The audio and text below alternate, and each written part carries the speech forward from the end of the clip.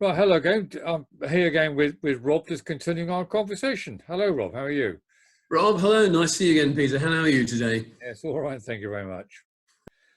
Yeah, Rob, I understand there's been a few problems in London with rent to rent. What's happening about that?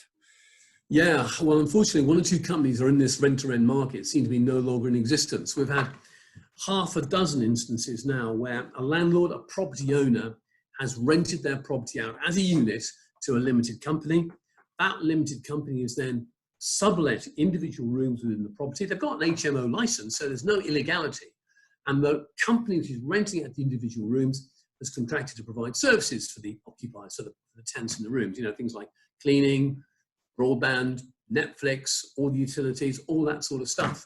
Well, there is one fairly prominent company in this area, which I won't name for obvious reasons, who in April wrote to every single one of their tenants and every one of their landlords and said, we're going to administration. Please will the tenants in the property now deal direct with the property owners. And to all intents and purposes, that company then disappeared off the face of the earth. Now, you might think, well, what's the problem with that? Surely the flat owner or the house owner can contact the individual tenants and pick up where the company left off. Well, of course, it's not that simple. Where you're in HMO territory, you need an HMO license. And an HMO license is granted to an individual.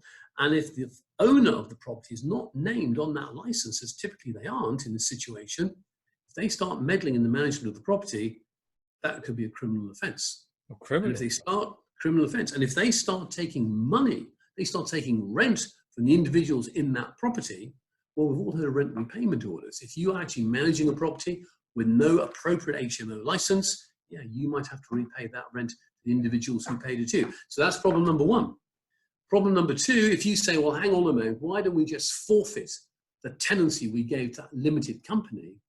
Well, remember Section 18, Housing Act, 1988?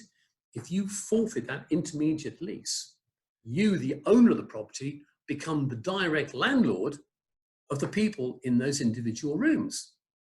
And of course, think about that. Who's liable then for the deposit that was paid to the intermediate company? How can you serve a Section 21 notice unless you know a gas safety certificate was given to the individuals? I mean, the problems are just absolutely legion. And at the moment, we're having Alice in Wonderland conversations with certain London boroughs who say, well, we're not going to change the HMO license because we're not aware of any breach.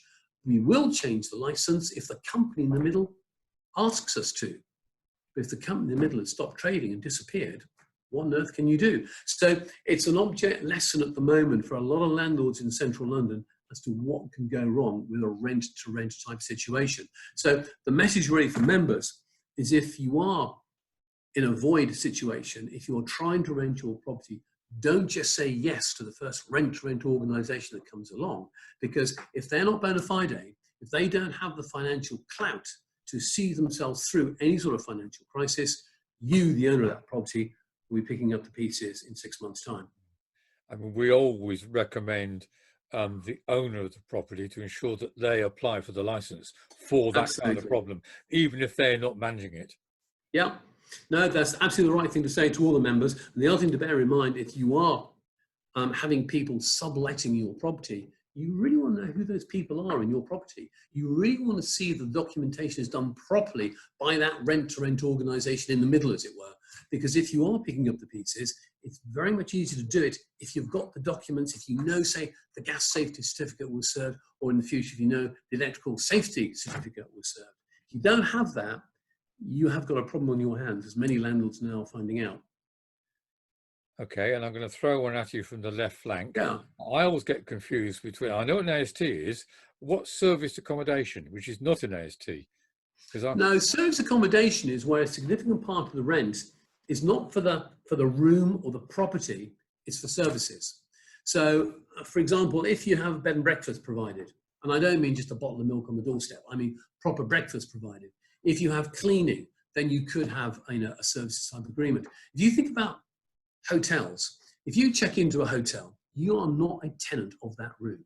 You are a licensee of that room. And one of the key features there, of course, is that anybody employed by the hotel can come into your room to change the sheets, do the cleaning, clear up after you, Peter, anything like that. And because you don't have exclusive possession, that means you can't be a tenant. While you're talking about service arrangements, there's a bit of a confused grey area. Mm. If you can convince a court that you are not paying just for the room, you're paying for your services, well, that's fine. You might get away with a service agreement.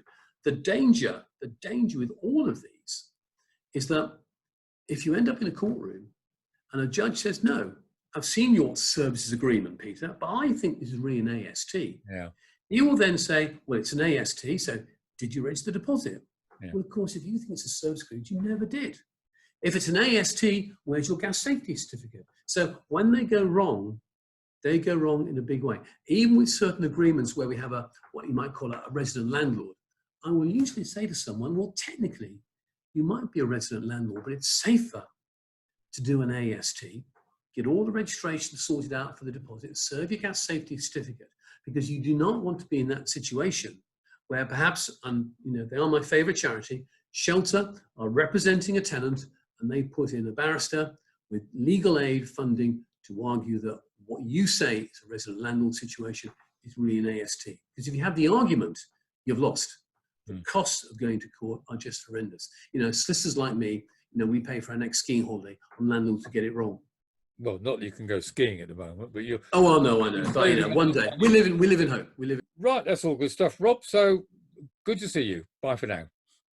Cheerio and stay safe.